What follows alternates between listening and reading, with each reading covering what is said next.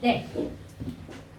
여러분 이번에는 뒤에 관동별곡하고 그 다음에 송미인곡을 먼저 송미인곡부터 볼 건데 관동별곡은 좀 빨리 가자.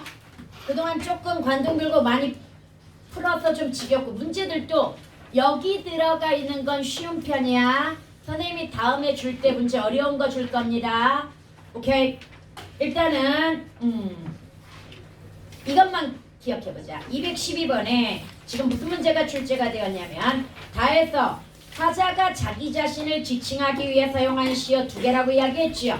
그럼 거기에 천년노룡과 취선이 답이지만 우리는 이 작품에서 화자가 자신을 지칭하기 위해서 쓴 표현을 세 가지로 나눠가지고 한번 정리를 해보도록 하자.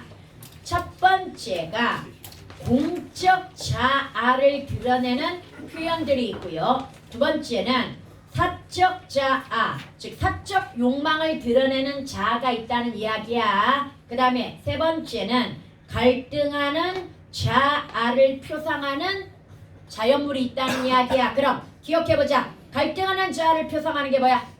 고래. 기억나죠? 가뜩이나 노안고래 뒤라서 놀래거니 불거니 뿜거니 어지러이 구는지고. 그 다음에 공적자는 일단 처음에 급장유처럼 내가 뭘 베풀겠다?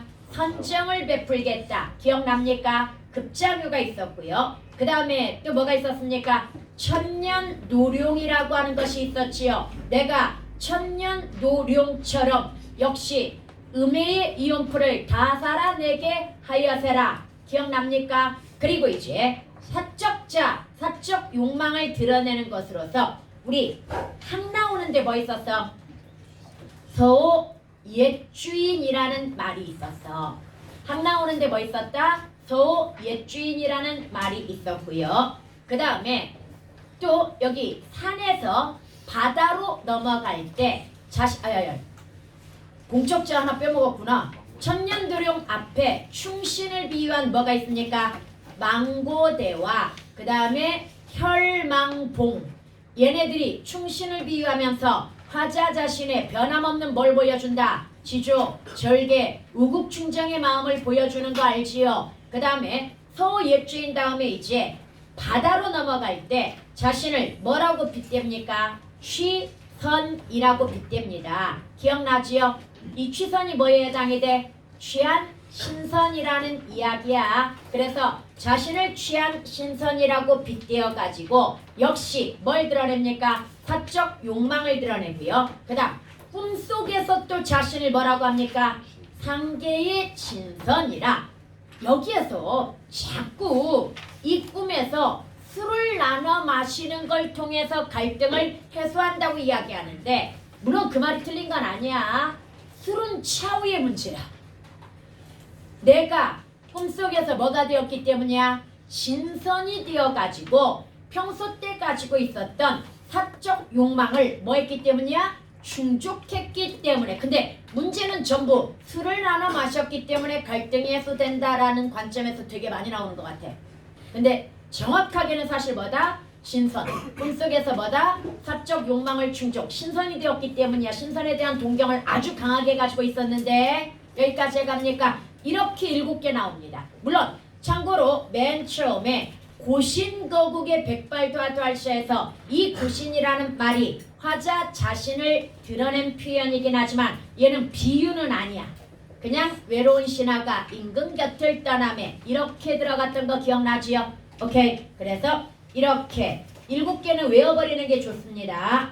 그 다음 선생님이 끊임없이 얘기했던 것 중에 하나가 화자는 여산을 보는 게 아니라 뭘 보는 거다? 금강산을 보는 거고. 그래서 금강산의 아름다움을 뭐에 빗대는 거야? 여산 진면목, 여산의 참 모습에 빗대는 거라고 하는 거. 이것도 잊지 말고요. 그 다음 넘어가면 네, 여러분들 가와 나의 밑줄 친 부분을 중심으로 알 수 있는 화자의 태도 변화. 이거 기억하자. 선생님이 무조건 관동별곡의 본사는 전반부하고 후반부로 나눌 때 산중을 매양보랴 바다로 가자스라 여기를 기점으로 해가지고 전반부는 금강산, 후반부는 뭡니까? 동해바다가 중심이 되면서 전반부에서 그렇다고 해서 100%는 아니지만 주로 흰색이 많이 나오면서 공적 태도가 더 뭐 된다? 강조가 된다고 이야기했습니다. 그러나 후반부로 가면서 푸른색이 더 많이 등장하면서 사적, 개인적 욕망인 신선에 대한 동경 이런 것들이 좀 더 뭐하게 된다? 많이 나오게 된다라고 하는 거 기억납니까? 이걸 지금 본문에서는 문제에서는 가쪽은 우국충정을 강조하고 있고 그 다음에 여정이 진행됨에 따라 신선 사상에 대한 동경으로 초월적 세계를 추구하는 경향이 더 두드러진다 뭐 이런 식으로 나타난 거야.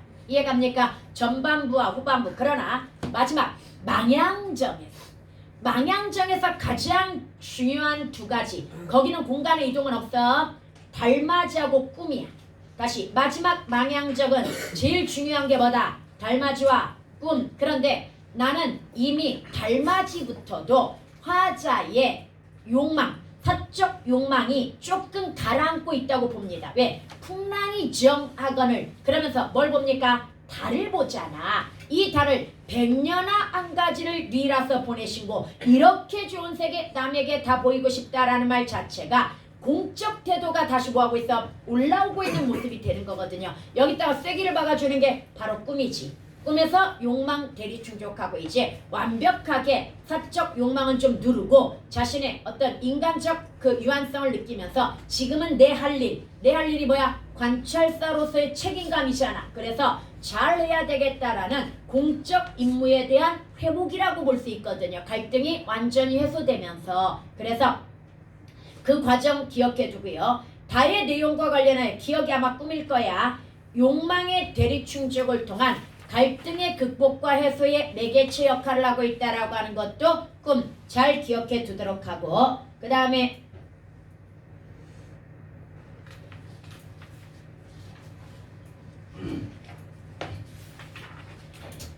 나와 다 아마 나가 가사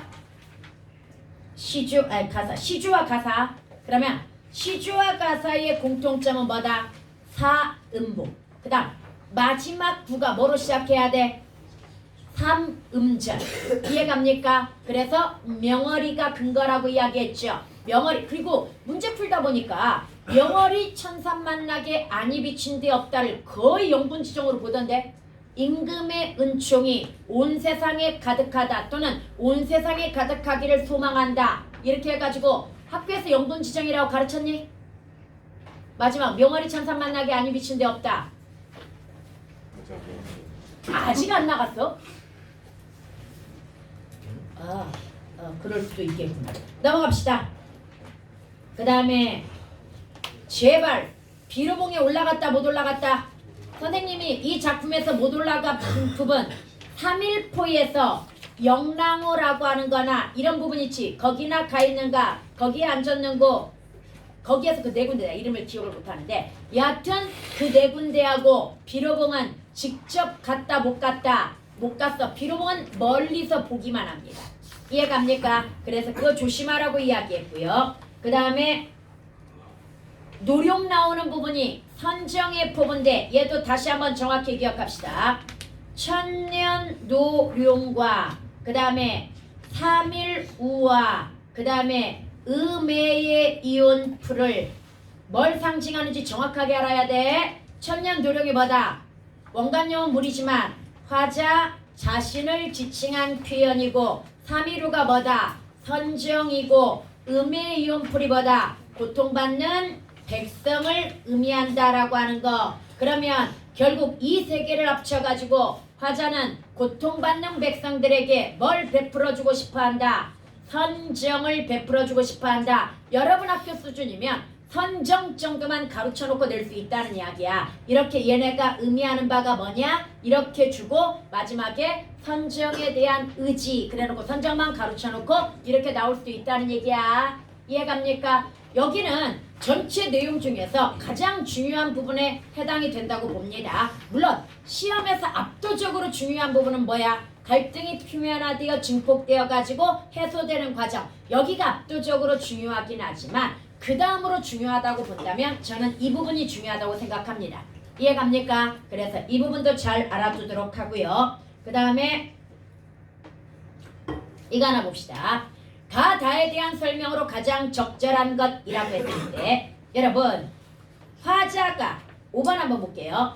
나와 다의 화자는 공통적으로 자연과의 거리를 좁혀 라고 이야기했단 말이야. 그러면 다시 한번 거리감 판단하는 기준 한번 볼까요? 거리감을 판단하는 가장 간단한 기준은 긍정적이냐 부정적이냐라고 이야기했습니다. 얘는 이별의 정한이 아니잖아. 그러면 긍정적이냐 부정적이냐를 봤을 때 긍정적이면 거리가 뭐한 거야? 가까운 거야. 특히 동정적이거나 아니면은 또 뭡니까? 호의적이거나 이러면 전부 가까운데 심지어 교감까지 하고 있다면 뭐야? 엄청 가까운 거야.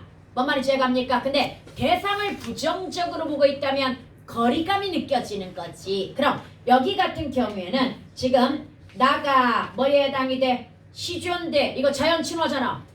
자연친화고 그 다음 다도 관동별곡이잖아. 그럼 둘 다 자연에 대해서는 굉장히 뭐 할 거야? 긍정적일 테니까 심리적 거리를 좁혀 심리적 공감대를 형성하고 있다라고 하는 것이 맞을 확률이 굉장히 뭐해지는 거야? 높아지는 겁니다. 이해 갑니까? 다시 심리적 거리감의 판단 기준은 뭐다? 긍정적이거나 호의적이거나 긍정적이거나 유사한 정서를 가지면 거리감이 뭐하는 거다? 가까워지는 거야. 특히 교감했다고 한다면 훨씬 더 거리감이 가까운 거야. 심리적 거리감이 뭔 말인지 알겠죠? 그래서 이렇게 판단 기준 잡도록 하고요. 그 다음에 넘어가가지고 이런 거 왜 나오는 거야 도대체? 일단은 근데 얘네들 뭐야? 본문 보면 나오는 거 알죠? 본문 보고 일단 찾아가지고 보도록 하고요. 그 다음에 비루봉이 올라갔다는 거 안 돼. 기억, 니은에 대한 화자의 태도 2, 3, 3번 기억이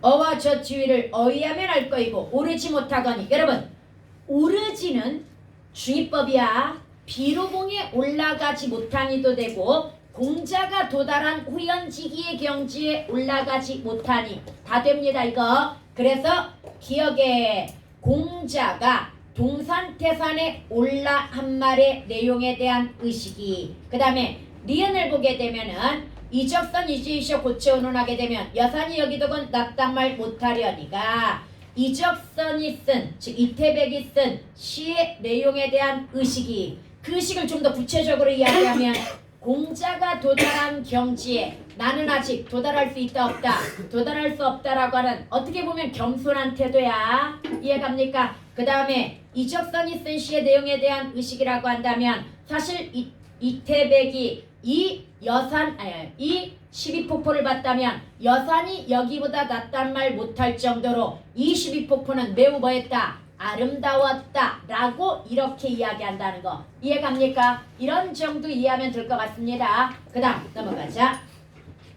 그 다음에 여러분 지금 여기에서 보기를 통해 나와 다를 감상한 이라고 했을 때 나는 제막매가고요. 앞에는 내가 필요 없어서 빼버린 것 같아.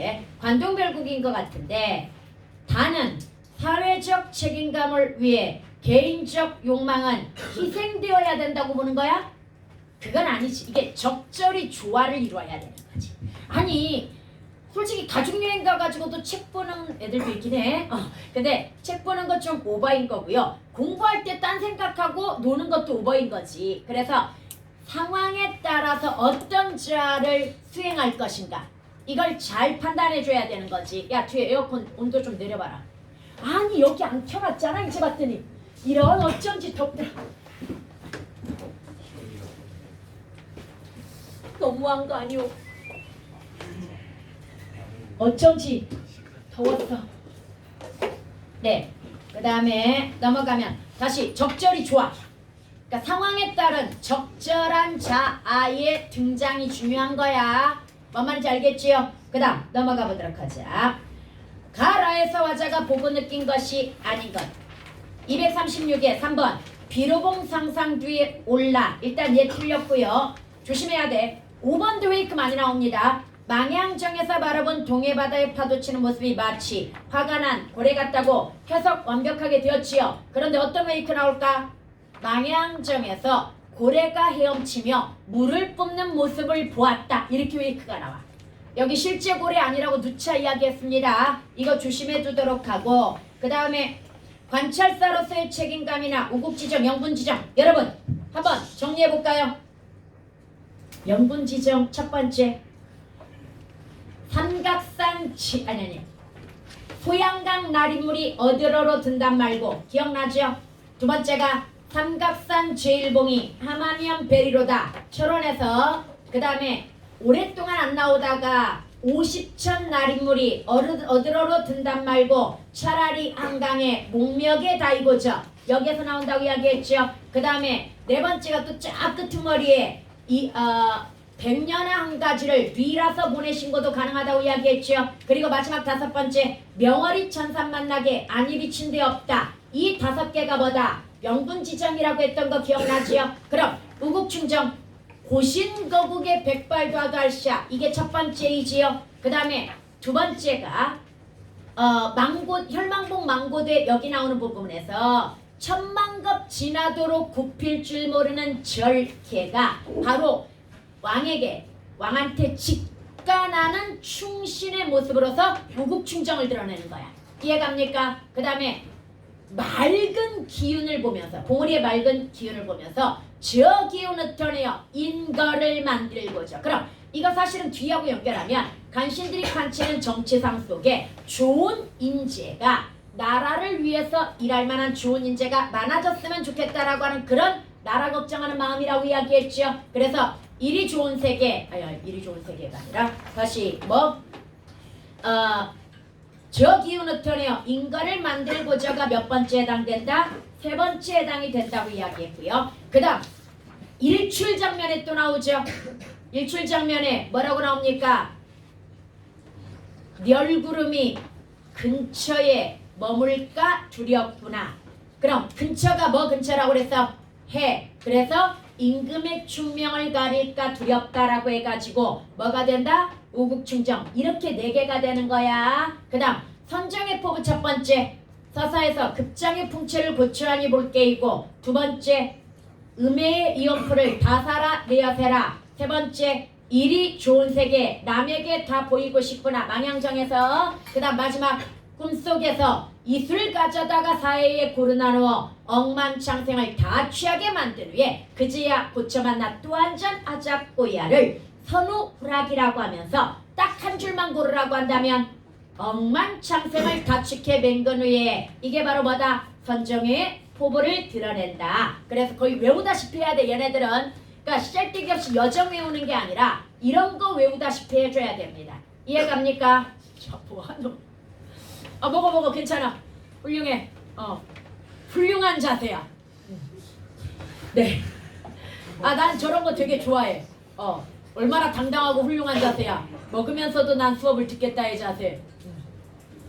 훌륭해. 그 다음에 라의 내용을 참고하여 A에 드러난 화자의 내적 갈등이 해소되는 과정을 다시 한번 라의 내용을 참고하여 라고 이야기했단 말이야. 라가 적은 듯 밤이 들어 해가지고 이 마지막 장면이란 말이지. 그러면 원래는 이 사람은 어떤 갈등을 가지고 있었어? 관찰사로서의 책임감. 이거 기억합시다. 왕병으로 대표됩니다. 이해갑니까? 그 다음에 자연을 즐기고 싶은 개인적 욕구라고 하는 것이 있거든요. 얘는 사실 유회로 대표되는데 이걸 객수라고 드러낸 사람이 뒤에 보면 왕정과 객수가 대비된다고 나오거든요. 근데 다시 한번 이야기하지만 객수는 뭐다?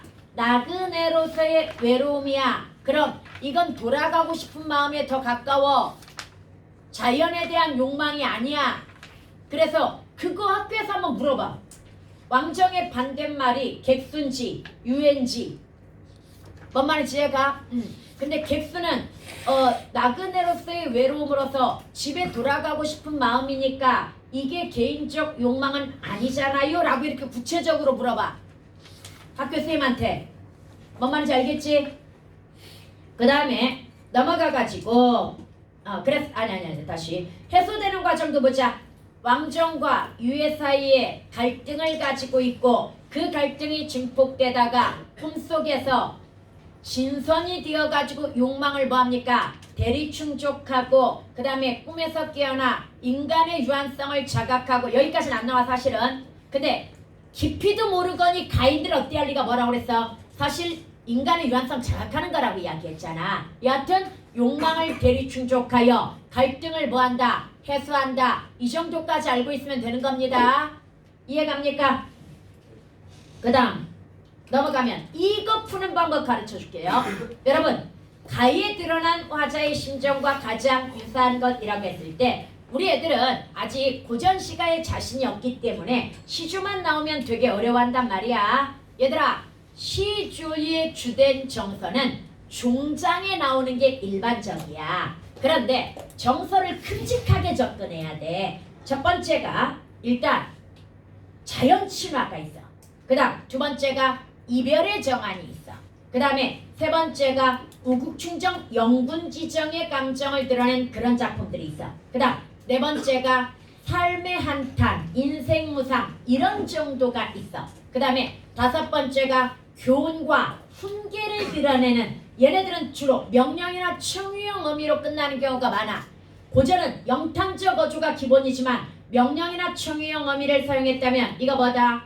훈계나 교훈적인 성격일 가능성이 대단히 높아. 그 다음에 마지막으로 뭐가 있어? 비판, 풍자 같은 경우에는 약간 우의적이거나 비유 같은 걸 좀 많이 사용해가지고 뭔가를 부정적으로 드러내는 경향이 강합니다. 그럼 여기 한번 보자. 떨어져 죽기는 설지 아니어도 님 못 볼까노라. 그럼 이게 이별의 정안인 것 같지만 이거 사실은 임금 그러니까 높으나 높은 나무에 날 권하여 올려두고 이보 번님 내야 흔들지나 말았으면 떨어져 줄기는 설지 아니어도 님 이거 임금이야. 이게 벼슬길에서의 편집 풍파를 비판하는 거야. 다시 이건 비판 쪽이고 얘는 꽤나 어려운 거야. 안 배우면 꽤나 어려운 거고요. 그 다음에 백발이 죄 뭔 줄 알고 지렁길로 오더라. 백발 막을 수 있다 없다? 없다. 이거 뭐야? 인생 무상이야. 늙음을 막을 수 없다라고 하는 한탄이야 이건. 그 다음에 어지버 태평년월이 꿈이런가 하노라. 얘도 역시 뭐에 해당이 되는 거야? 얘는 같은 인생 무상이라고 하더라도 얘는 늙음을 한탄하는 거고요. 얘는 나라가 망함을 한탄하는 역시 인생 무상이자 뭐에 해당이 된다? 나라가 망함을 한탄하는 그런 맥수지탈의 정서라고 이야기하거든요. 그 다음에 긴파람 큰한 소리에 거칠 것이 없애라. 이건 무인의 원래 호방한 기계라고 하는 거야. 좀 얘도 독특한 거에 해당이 되고요. 그 다음 님량한 일편단심. 이게 바로 뭐겠어? 임금에 대한 변함없는 충성심. 가실 줄이 이시랴 변할 줄이 이시랴 이건데 아마도 이거는 여길 거야. 오작 동주에서 바로 중앙대궐터의 오작이 지주개니 까마귀와 까치가 번갈아 지적이니 천년 전에 흥하고 망함을 아는가 모르는가 여기에서 느껴지는 거 인생무상 맥수지탄이라고 했는데 사실 이 두 개가 다 인생무상을 드러내고 있지만 나라가 망함을 한탄하는 건 3번이기 때문에 3번에 더 가까운 이해갑니까? 이런 정도라고 이해하면 되겠고요. 그 다음 넘어갑니다.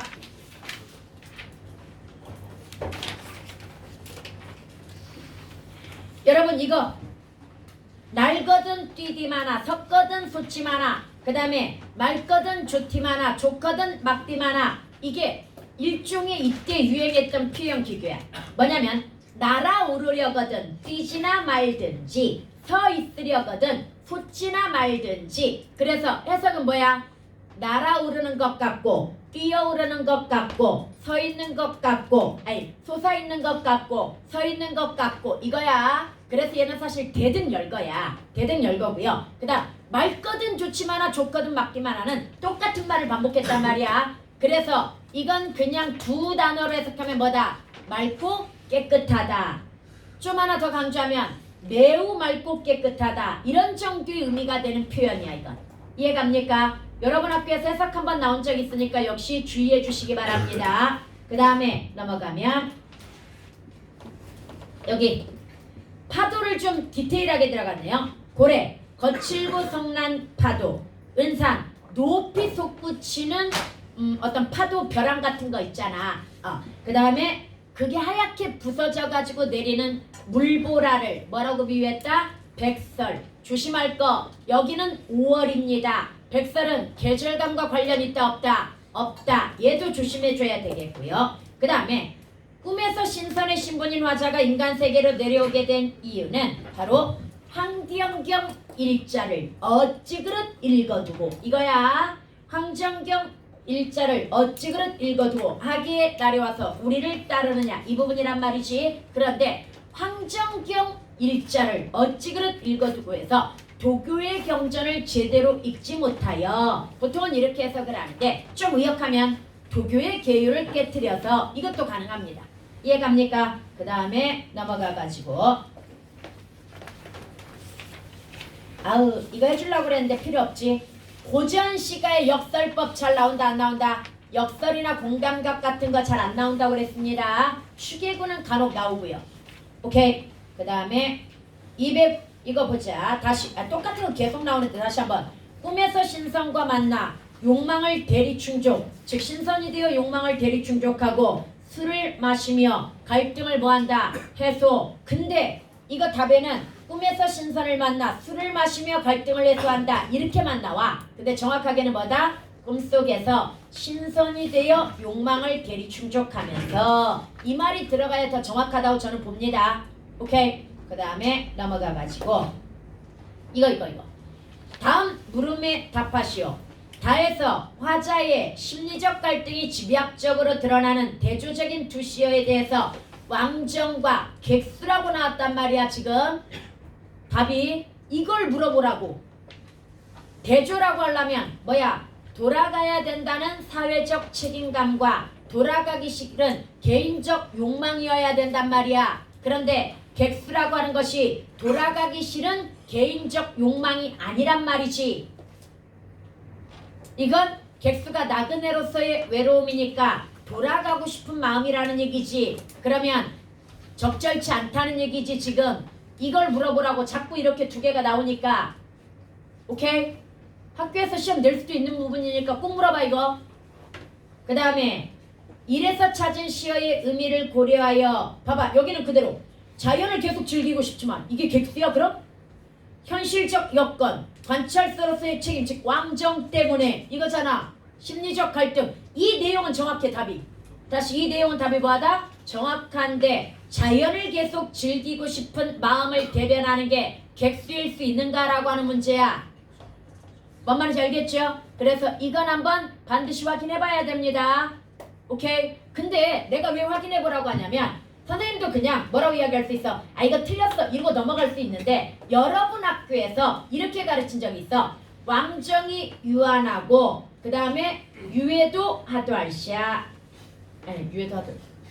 왕정이 유한하고 풍경이 못슬미니 유해도 하도할시야. 객수도 둘 데 없다. 이때 왕정과 유해를 같은 거라고 가르쳤고 그 다음에 풍경이 못슬미니와 객수를 같은 거라고 여러분 학교에서 가르친 적이 있어.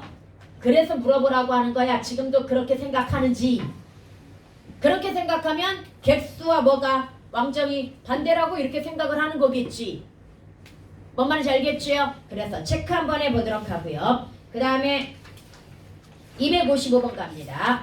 얘는 약간 어려운데 조선 사대부들은 자연에 하늘의 이치가 구현된 것으로 보았으며 자연을 그들 중 대부분은 자연의 미를 관념적으로 형상화하였다. 한편 관동별국의 작가는 자연의 미를 현실에서 발견하며 사실감 있게 묘사함으로써 그들과의 차별성을 드러내었다. 또한 그는 자연을 바라보며 사회적 징물을 떠올리고 자연에 투사된 이상적 인간상 하면 아까 망고대 혈망봉 뭐 이런 거 있겠지요. 그런데 1번 봅니다. 화자가 12,000봉의 맑고 깨끗한 기운을 흩어내어 인간을 만들려고 하는 것은 작가가 지향하는 이상적 인간상을 자연에 투사 가능하지요? 2번 화자가 천년 요령의 풍운을 얻어 하늘에 올라 삼위를 내리기 바라는 것은 자연의 하늘의 이치가 구현된다는 자연의 하늘의 이치가 구현된다는 일단 작가가 그런 생각을 하고 있어? 얘도 문제야. 왜? 관동별곡의 작가는 이 앞에 거하고 뭡니까? 다르다고 이야기했잖아. 그래서 일단 이런다는 작가의 생각이라는 말 자체가 틀린 거야. 뭔 말인지 얘가. 그리고 자신이 생각하는 이상적인 모습이 천년누령에 반영되어 있을 뿐이야. 여기까지 갔습니까? 그 다음에 화자가 12굽이 폭포의 모습이 도경보다 굽이가 더 많다고 말한 건 자연의 미를 현실에서 발견하여 사실감 있게. 선생님, 비유 같은 거 되게 많이 나타나잖아요. 네, 비유가 나타나는 건 나타나는 거고, 그 다음에 실제로 무엇은 존재하는 거야? 12폭포는 존재하는 거지. 존재하는 아름다움이라고 하는 측면에서 사실감을 얘기하는 거야. 사실적으로 묘사했다가 아니야. 뭔 말인지 얘가. 존재하는 아름다움을 이야기했다 이거야 이건. 그 다음 화자가 진월대에 올라 자연의 아름다운 진면목을 묘사한 것은 자연의 미를 관념적으로 형상화하는 대부분의 사대부들과 다른 작가의 차별성. 본문에서 이렇게 얘기했잖아. 그 다음에 화자가 명월이 서광을 비추는 이리 좋은 세계를 사람들에게 다 보이고 싶다는 건 작가가 자연을 바라보며 자신의 사회적 책무, 여기가 바로 뭐야? 선정의 포부를 드러내는 부분이잖아. 오케이? 가능합니다. 그 다음에 백구, 의문형, 비유, 감각적 심, 야 이거 딱 순서대로 아니야? 감각적 심상 1위, 비유 2위. 그 다음에 의문형도 다 뭐야? 서리적 표현으로서 영탄적 어조에 들어가는 거 알지요? 그 다음에 백구, 얘도 다순위 안에 있는 것들이죠. 고전시가에. 점칭은 따져봐야 되는데 우리가 지금 관동별국에서 점칭 배운 바가 없어.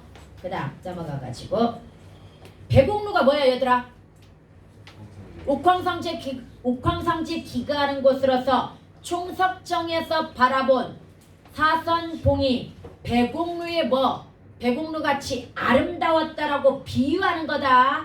그래서 제발 비유하는 것과 화자가 보는 것을 정확히 구별해가지고 접근해야 됩니다. 관동별곡은. 오케이. 그 다음에 넘어가자. 5번에 화자는 의상대에서 일출 전의 경관을 통해 육룡이 달을 바치고 있어. 아니죠. 일출 과정에서 해가 떠오르는 장면에서 육룡이 떠받치고 올라오는 것 같다고 빗대고 있는 거야. 이해갑니까? 그래서 이런 거 정확한 해석. 그 다음에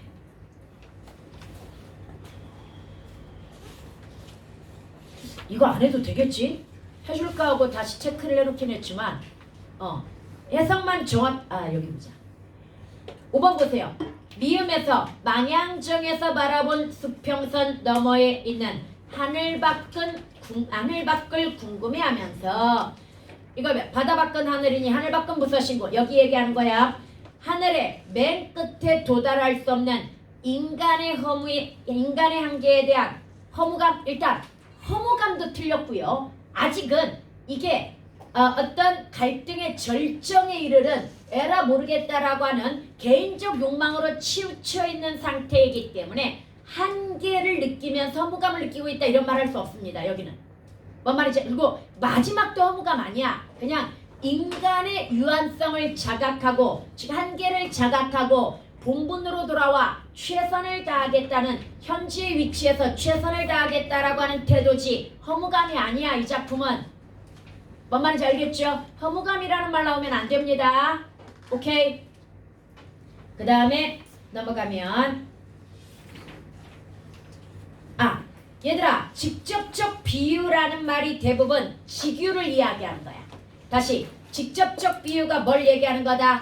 직유를 이야기하는 겁니다. 비유 중에 은유와 직유가 있는데 처럼, 듯이, 같이, 마냥 이런 접속 연결어가 개입되어 가지고 비유되는 걸 뭐라고 한다? 직유. 직접적으로 비유하고 있다. 이렇게 이야기하는 거야. 그래서 은 같은 무지개라고 했을 때 은 같은은 직접적 비유가 맞아. 그러나 무지개는 간접적인 비유인 거야.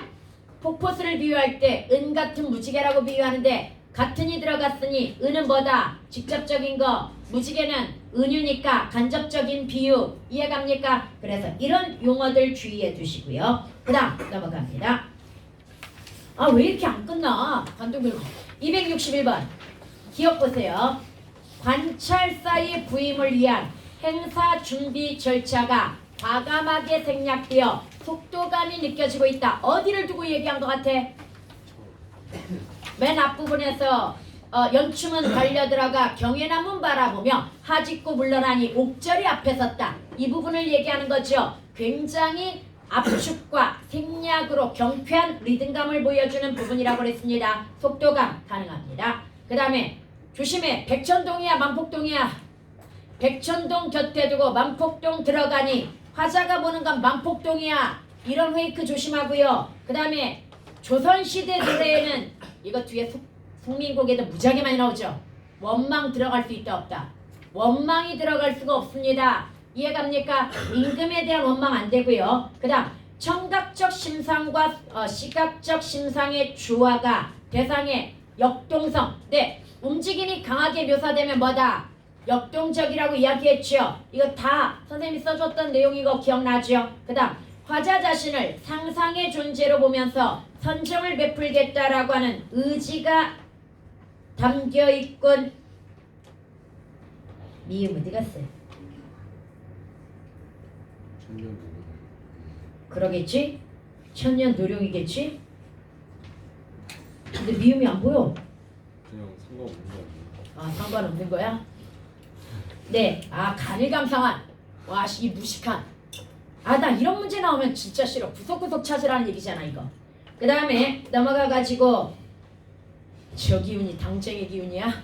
봉우리의 맑은 기운. 아 얘 한번 보자. 가는 아이고 보지 말자. 야 이거 이제 너네가 풀어. 그 다음에 우리 송민곡 한 번만 보자. 와 관동률 문제 진짜 많았구나. 미안하다 괴롭혀서. 송민곡에 이거 봅시다. 윗글에 대한 설명으로 가장 적절한 것이라고 했을 때 전체를 두고 우리는 이걸 뭐라고 그랬어? 대화에 의한 전개라고 이야기했는데 중간에 뭐도 나타난다? 공간의 이동. 뭐라고 그랬어? 높은 매, 물가, 모첨. 그러니까 모첨 찬 자리 정확하게는 이렇게 공간의 이동인데 여기에서 시간의 경과라는 말이 맞냐? 이거야. 시간의 경과라는 말이 맞습니다. 오늘 또 날이 저물었고 내일이나 사람 올까. 그래서 날이 벌써 저물어 버렸다라고 하는 시간의 경과를 드러내는 표현이 들어가 있습니다. 그래서 시간의 흐름에 따른 전개라고 하기까지는 애매하긴 하지만 공간의 이동에 바로 시간의 흐름이 뭐 되고 있다는 거 전제되고 있고 날이 저물었다는 직접적인 표현도 나와 있다라고 하는 거 이해갑니까? 그 다음에 넘어가가지고 301번 볼까요? 여기 선생님이 현실을 추월해서라도 임에 닿고 싶다라고 하는 소망, 이걸 선생님은 뭐라고 이야기했습니까? 비극적 추월이라고 설명했던 거 기억나죠? 현실에서는 님을 만나는 게 쉽다 어렵다? 어려우니 차라리 죽어서라도 다른 존재가 되어서라도 님에게 가까이 다가가 봤으면 소원이었겠다라고 하는 의도의 내용들이 많이 나타난다고 이야기했습니다. 이때 여기 보면 1번 날 보시고 너로다 여겼던 때와 달리 반기시는 낯빛이 예어찌 다르신고라고 하는 것은 임의 태도가 과거와 달라졌다고 인식하는 화자의 모습을 확인할 수 있군. 맞지? 그 다음에 2번 웃샘 추위 여름 더위와 가을날 겨울날에 생각하는 것을 통해 임과 가까웠던 과거를 회상하는 화자의 모습이야? 이거 뭐야? 자신의 모습을 회상하는 게 아니라 이건 회상이 아니야. 내가 님의 일을 잘 알고 있는데 이렇게 봄의 추위에 여름의 더위에 잘 지내시는지 염려 걱정하는 내용이야. 과거를 회상하는 내용이 아니라 뭔 말인지 갑니까? 이거 과거 회상 아니야. 그 다음에 임 계신 곳 소식을 어떻게든 알자 하고 잡거니 밀거니 높은 산에 올라가는 것을 통해 임의 소식을 알고자 적극적으로 노력하는 화자의 모습이라고 얘기할 수 있는 거지. 그 다음 가만히 앉아서 기다리기만 한 게 아니잖아. 그 다음 물가에가 100길이나 보류했지만 바람과 물결을 만나고 빈배만 있다고 하는 것을 통해 현실적 한계에 반복적으로 부딪히는 어디에서도 높은 매에서도 뭐 구름과 안개 때문에 가로막히고 물가에 와가지고도 역시 뭡니까? 바람과 물결에 가로막혔기 때문에 현실적 한계에 반복적으로 부딪혔다. 가능하지요? 이해갑니까? 그 다음 차라리 죽어서 나우거리 되어 임교신 창안에 환하게 미치겠다는 것을 통해 현실을 추월해 임과 만나려 하는 임에게 가까이 가고자 하는 화자의 모습을 확인할 수 있군. 이 정도면 융통성 있게 다 뭐하다고 볼 수 있습니까? 맞다고 볼 수 있겠지요? 이해갑니까? 이런 문제가 원래 너네 학교의 가장 전형적인 문제야. 보기 주고 이런 식으로 조금 복잡하게, 그러니까 심플하게가 아니라 좀 복잡하게, 아 이 말이 맞나? 약간 아리까리한데 이렇게 주는 게, 그래서 여러분 학교가 어렵거든요, 문제가. 근데 지금은 굉장히 좀 단순해졌다고 볼 수 있고요. 그 다음에 넘어갑니다.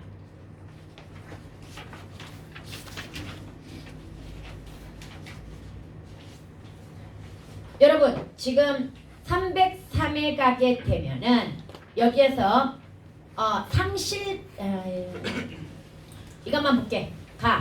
꿈에 님을 모고 마음에 먹은 말씀 슬가장 삽지아니는 자신의 신세를 임에게 한탄하기 위해 화자가 의도적으로 떠올린 방법으로 화자는 이를 통해 상실감을 극복할 수 있다고 믿는, 여러분 이거 조심해야 돼.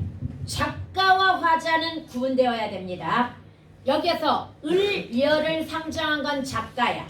의도적으로 을려를 상정해가지고 자신의 처지나 감정을 드러냈다고 볼 수 있겠지요. 그러나 화자가 꿈을 의도적으로 떠올린 거야? 아니죠. 화자는 진짜 적극적으로 님을 만나기 위해서, 님의 소식을 듣기 위해서 노력하다가 지쳐서 뭐 한 거야?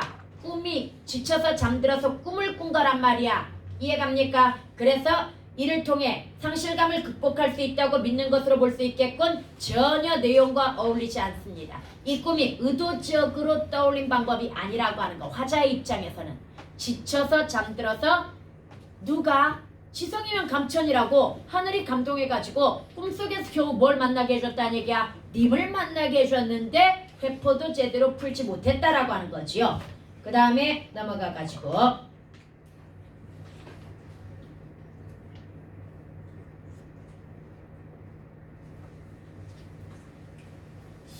여기는 문제가 좀 괜찮긴 한데, 근데 답들은 리을이 여기에서 화자의, 다시 A, 화자의 은거지는 지금 어디야? 모첨찬 자리야. 다시 화자의 은거지는 뭐에 해당이 된다? 모첨찬 자리. 그냥 모첨이라고만 알아도 되고, 그래서 모첨이 초가집 처마니까 어려운 처지인 건 맞아. 그런데 그 뒤쪽에 오르며 나리며 헤매며 방황하니가 모첨을 얘기하는 거야? 아니죠. 높은 매에 올라갔다가 내려오고, 그 다음에 물가에서 헤매고 방황하여 돌아다니느라, 뭐 때문에? 님에 대한 그리움으로. 뭔 말인지 제가 님에 대한 그리움으로 방황했다라고 하는 이야기이지, 화자의 처지가 어렵다라는 그런 이야기가 지금 아닌 거야. 리을. 화자의 은거지가 사대부의 권위를 지키며 살아가기 힘든 열악한 장소임을 호소하는 거야? 아니라고. 이해갑니까? 이건 나머지도 한 번만 읽어봅시다. 지금 기억이 어와 내여이고 이 사설들은 어쩐지 문제 좋더라. 26년도 수능 완성이네. 작년 거야. 작년 거 수능 완성이고요. 어쩐지 날 보시고 내로다 여기실세 서로 불초이니 조물의 탓이로다. 그 다음에 마지막이 님겨신 창안에, 얘네들 연속으로 어떻게 해석해놨는지 EBS가 기준이니까 이거 가지고 잘 봐야 돼. 1번 작가의 분신으로 간주할 수 있는 여인이 작가의 내면 의식을 드러내기 시작하는 부분이군. 여기에서 어와 내여이고 인해서설 들어보부터가 누가 이야기하는 거야? 을려가. 그 다음 자신의 내면 인해사설. 뭔 말인지 제가 그래서 정확하게 봤습니다. 그 다음 두 번째는 작가가 벼슬살이 할 때 조정에서 임금의 총애를 받았던 상황, 어쩐지 날 보시고 내로다 여기실세. 그 앞에까지 하면 과도한 총애, 사실은 분에 넘치는 사랑을 받았다, 그렇게 이야기할 수 있겠죠. 그 앞에 뭐 내 얼굴 이거동이 님 귀함직한가 하면 어쩐지 날 보시고 내로다 여기실세. 그럼 이거 뭐야? 분에 넘치는 과도한 사랑을 받았다, 이렇게 해석할 수 있습니다. 총애를 받았다라고 하는 걸 이야기할 수 있고, 디귿 작가가 자신이 조정을 떠나게 된 이유 중에 운명적인 요소 서로 불체니 조물의 탓이로다 이렇게 이야기했잖아. 운명적인 요소. 그러나 사실은 구체적으로는 자기가 너무 아양과 교태를 심하게 부려서 님이 이걸 군뜻으로 오해했고 그것도 다 누구 잘못이야? 내 잘못이지. 그리고 생각해보니까 뭐야? 내 운명이고 팔자였던 거지. 이런 이야기가 되는 거야. 오케이. 그 다음에 미음. 작가가 은거지에서도 계속 이거 뭐라고 나와? 유배지라고 안 나와. 옛날 문제는 이걸 유배지라고 해. 근데 실제 유배당한 것이 아니기 때문에 용어가 바뀌었다고 봐야 됩니다. 은거지에서도 임금을 향한 절대적인 충성과 애절한 그리움. 왜? 죽어서라도 뭐가 되고 싶어? 님겨신창 안에 번듯이 비추고 싶잖아. 님에게 가까이 다가가고 싶잖아. 님에 대한 변함없는 사랑이 되는 거지. 이해갑니까? 님에 대한 간절한 그리움과 사랑 이렇게 해석할 수 있었다. 얘는 좀 더 소극적, 구준비는 좀 더 적극적 이렇게 다른 거 거의 안 나오던데? 대부분 그냥 적극적, 소극적으로만 일단 문제 나오던데? 뭔 말인지 알겠지요? 그래서 이런 지형도 보도록 하고요. 문제 좋네요 이거. 그 다음에 넘어가면 307번 볼까요? 307번에 기억 미음에 대한 이해한 내용으로 기억 미음이라고 했을 때 얘가 앞에 거가 수능 완성이면 뒤에 거는 뭐야? 변형이야. 그래서 이 변형 문제들도 작년 거면 일단 질이 좀 좋다고 봐야 되니까 다 풀어야 돼. 유사하더라도 여기서 이거 한번 보세요. 기억 작가의 분신으로 간주할 수 있는 여인이 하소연을 시작하는 부분이겠군.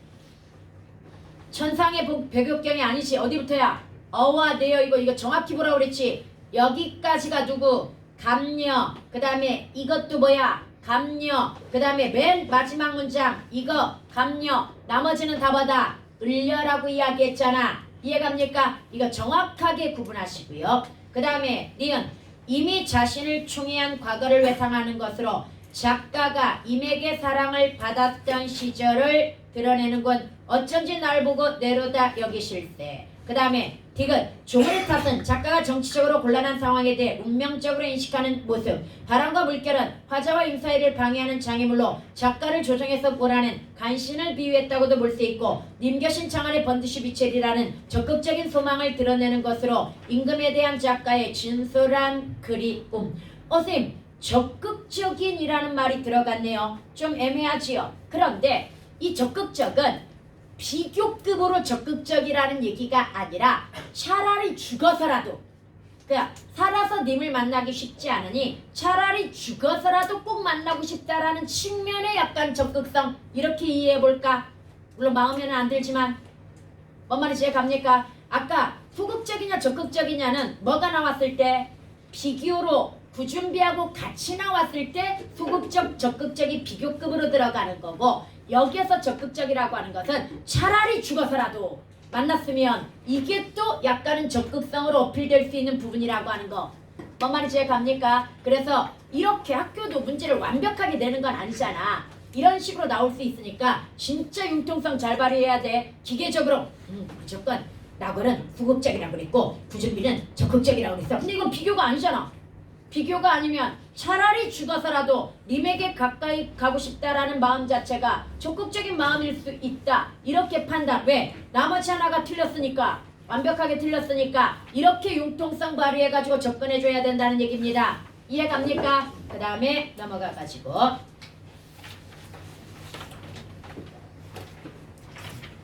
여기도 다양한 감각적 이미지 3개 이상 찾으면 되겠지요? 이건 이제 안 찾아줄게.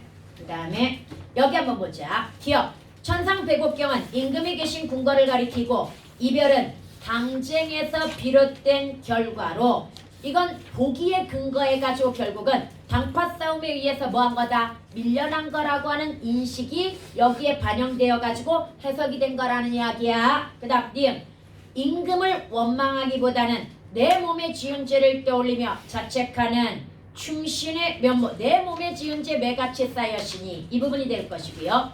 봐봐.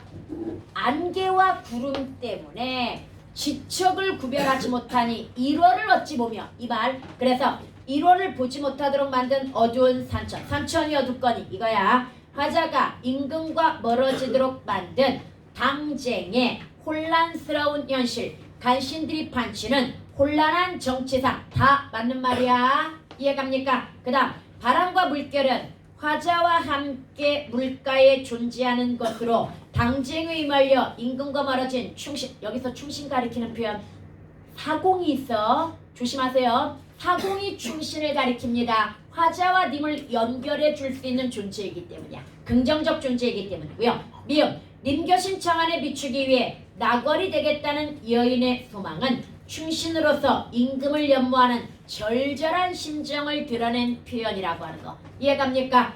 비극적 추월을 통한 님을 한 번이라도 봤으면 소원이었겠다. 뭐 이런 감정이잖아. 그 다음에 A와 B. 이게 바로 이제 구준비하고 나왔을 때 나궐이 뭐다? 소극적. 임을 그리워하는 화자의 분신이야 둘 다. 그런데 하나는 소극적, 하나는 더 적극적. 이렇게 해석해낼 수 있다는 이야기이고요. 그 다음 넘어가면 314번에 다시 한번 정리해볼까요? 감녀가 어라 을려하냐 임금 곁에 천상백옥경에 있더니 여기 웬일이야? 이렇게 물어보니까 오 감녀로군 내가 사실 님에게 버림받았는데 다 내 책임인 것 같아. 그랬더니 감녀가 글란 생각 마오. 딱 이것만 감녀의 위로야. 이해갑니까? 글란 생각 마오. 그랬더니 내가 님을 마셔봐서 님의 성격도 잘 아는데 잘 지내시는지 염려 걱정 그리고 그리움으로 방황하면서 높은 산에 올라갔다 물가로 갔다 집으로 돌아와가지고 꿈을 꾸게 되는 이야기.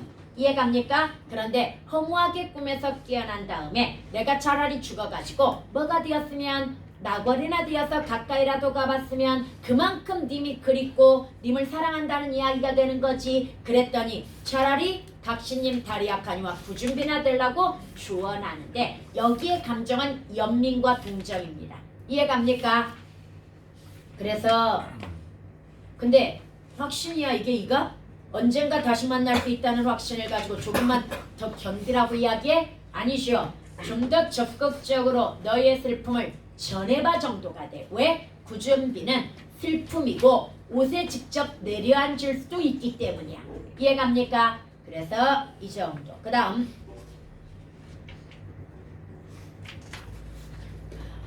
야 원망과 분노 이런 거 안 돼. 마음에 먹은 말씀 실컷 하려고자 하니 이거 뭐야? 꿈속에서 님을 만났을 때지. 님 임금이야. 임금한테 이런 감정 가지면 된다 안 된다? 안 돼. 조선시대는 아예 안 됩니다. 심지어 얘들아 오늘 2학년 배운 작품에 뭐가 있었는 줄 알아?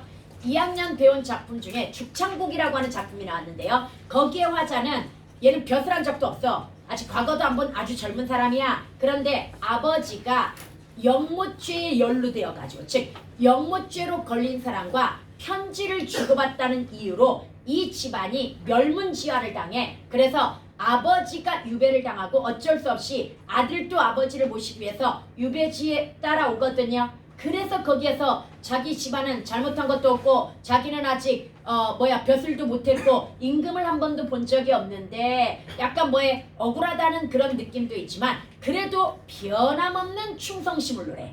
나 대나무같이 임금에게 변함없는 충성심을 보낸다라고 하는 그런 이야기야. 이해갑니까? 혹시 이긍이 들어봤니? 대표적인 실학자이면서 연려실기술을 저술한 학자인데 알고 봤더니 할 일이 없었던 거야. 집안이 멸문지화를 당해가지고 벼슬도 못하고 하니까 평생 연구하면서 책을 썼던 거야. 연려실기술 이런 말 들어봤을 텐데 들어는 봤을 거야. 근데 그런 사연이 있었더라고. 근데 그게 어쩔 수 없는 사대부들의 운명이야. 아무리 내가 이렇게 유배를 당하고 그 다음에 억울하게 두 명을 썼다고 하더라도 임금을 원망할 수 있다 없다? 없다라고 하는 거 이해갑니까? 그 다음 넘어가가지고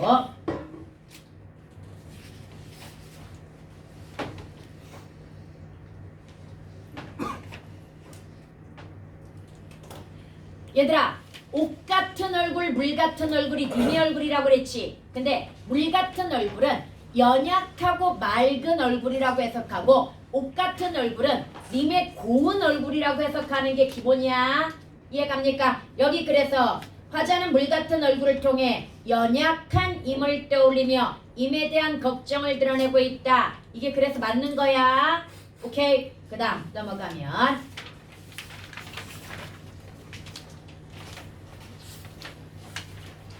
모첨의 내용을 정리해보면 꿈에서 간신히 님을 만났으나 닭 울음소리에 뭘 깨버렸다. 잠을 깨버렸다. 뭐 이런 내용이 정리가 되어 있고요. 그 다음에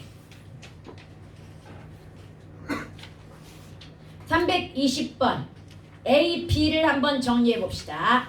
A 임에 대한 너무 쉽잖아. 일단 1번 맞았으니까 나머지 다 틀렸다는 얘기 아니야. 소극적인 화자의 사랑, 적극적인 화자의 사랑. 근데 자꾸 여기에다가 3인국의 범나비를 끼워 넣거든요. 그러면서 이 나궐보다는 범나비가 적극적이고 범나비보다는 구준비가 적극적이다라는 문제가 나와. 그런데 그냥 별개야. 범나비에 드러난 감정과 그 다음에 나궐과 구준비에 드러난 감정은 저는 결이 다르다고 생각합니다. 범나비에 드러난 감정은 님의 태도하고는 상관없어. 그냥 나는 변함없는 뭘 드러낼 뿐이야. 충성심을 드러낼 뿐이야. 이해갑니까? 그러나 나궐과 구준비라고 하는 건 화자가 좀 지쳐가지고 님이 보고 싶다는 간절한 그리움이라고 하는 것이 더 정서에 가까워. 그래서 뭐가 더 적극적이다 소극적이다를 범나비를 끼워놓고 이야기하는 건 별로 난 적절치 않다고 보거든요. 근데 문제 중에 이게 나궐 다음에 범나비 다음에 구준비가 가장 적극적이다 이런 식으로 문제 나오더라고. 근데 얘네는 별개라고 봐야 됩니다. 오케이? 그 다음에 넘어가가지고 범나비 여기 나오네. 공통점 살아서는 님에게 가까이 갈 수 없구나라고 하는, 그래서 비극적 추월을 통해서라도 가까이 가고 싶다 뭐 이런 이야기가 되겠고요. 범나비와 유사한 기능이라고 하는 건 뭡니까? 화자의 분신, 님에 대한 간절한 그리움과 변함없는 충성심을 드러내는 화자의 분신을 찾아낼 수 있느냐라고 하는 측면의 공통점이라는 이야기야. 그 다음에 넘어가가지고 333번에 5번 왜 틀렸어? 반대지. 표면적으로 임에 대한 사랑이다. 이면적으로 연분의 정이다. 화자가 여성으로 설정되어 있기 때문에 이런 거에 설마 속지 않겠지? 이런 페이크 속으면 안 돼. 표면적으로 뭐다? 임에 대한 사랑. 이면적으로 뭐다? 임금에 대한 변함없는 그 어떤 영분의 정. 그 다음에 변함없는 충성심. 이렇게 들어가 줘야 돼. 그 다음 넘어가가지고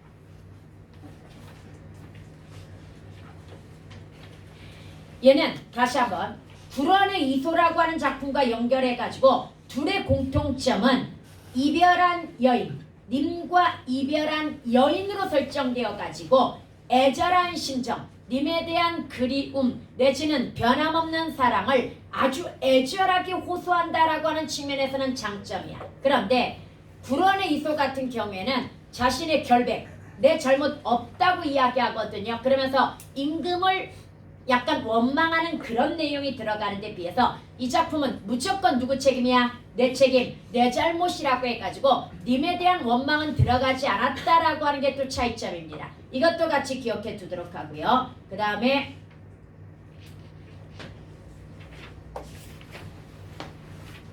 얘는 봐봐. 345는 보기가 정철이 지금 뭐 된 거야? 쫓겨난 이야기. 이 뒷부분이야. 이건 48세 때 뭐 하다가 벼슬 하다가 다시 50여 세 때 쫓겨난 그 사건. 이 앞에서도 그런 적이 있다 이 말이고 실제로는 이제 이 뒤에 사건 때문에 지금 쫓겨난 거야. 저각시는 작가 자신을 대변하는 가상의 인물로 천상 백옥경을 이별하였다는 것은 작가가 관직에서 물러나게 된 것이고 사실은 전통적으로 유배를 당하면 천상기에서 쫓겨내려온 여인으로 설정되는 관습이 있기 때문이야. 이해갑니까? 그 다음 어쩐지 날 보시고 내려다 여기실 때에 작가가 탄핵으로 유배를 당하기 전까지 임금의 각별한 총애를 받던 신하였음을 드러내는 부분, 이별의 원인을 조물의 탓이라고 하여 운명적 태도를 보이는 화자의 모습에서 모든 것을 자신의 탓으로 자책하고 체념하는 작가의 전형적인 모습. 맺힌 일은 작가가 반대파인 동인의 탄핵을 받고 유배를 가게 된 상황이야? 아니죠. 맺힌 일이 이시어이다. 여기서 맺힌 일이 어느 부분을 이야기합니까? 두 군데 조심하라고 그랬습니다. 이내 사설에서 내 사설은 뭐다? 버림받게 된, 쫓겨나게 된 이야기를 하는 거고, 그 다음에 맺힌 일은 님에 대한 뭐라고 그랬어? 염려와 걱정을 드러내는 부분인 거야. 이해갑니까? 다시 맺힌 일은 임에 대한, 임금에 대한 뭘 드러내는 부분이다? 걱정을 드러내는 부분이야. 뭔 말인지 알겠지요? 그 다음 반이나마 늙은 임의 모습은 작가가 곁에 없어서 초췌해진 임금의 모습을 의미하는 것으로 자신이 다시 관직에 올라 임금을 모셔야 임금이 편안하리라는 것을 간접적으로 가능합니다. 이것도 이해갑니까? 그 다음에 이거 화자의 진솔한 감정을 고유어를 사용하여, 이거 중요하다고 그랬죠?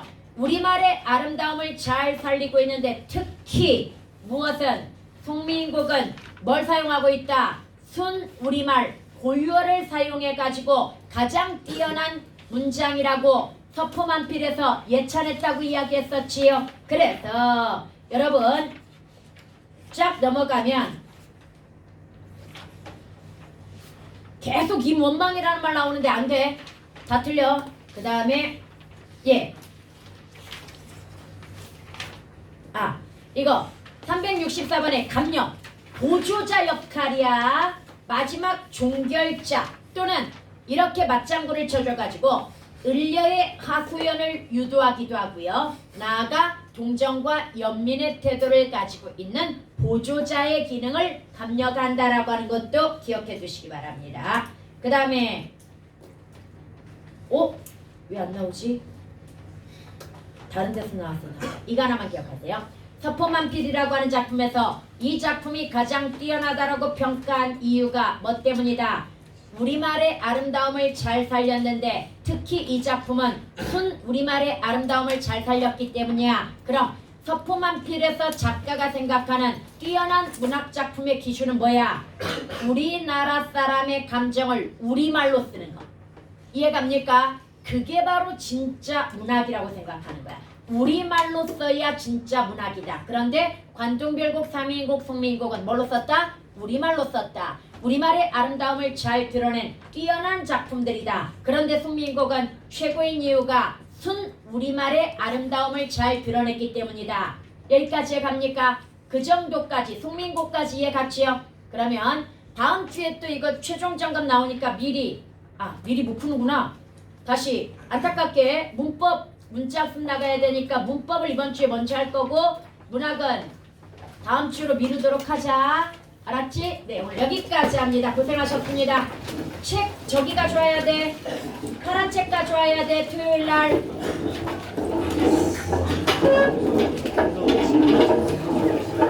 고생했다 얘들아.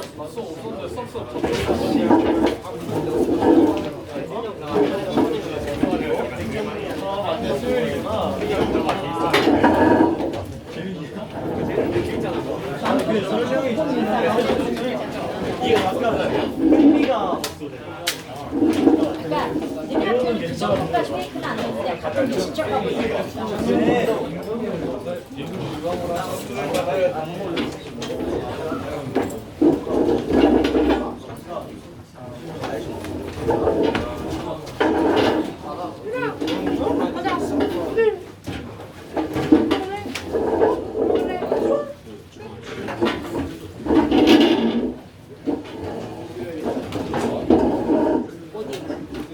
이거 지금 몇번 물어보면 나한테? 280번에 몇 번?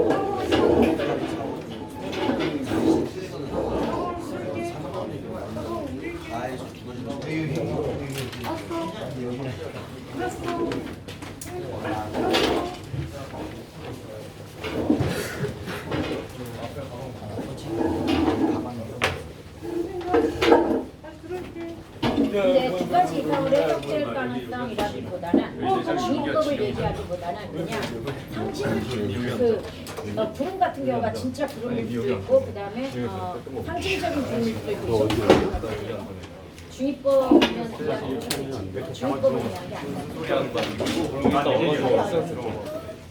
아니면은 너가 여기다 놓고 여기서 세 개를 그냥 들어. 아마 누가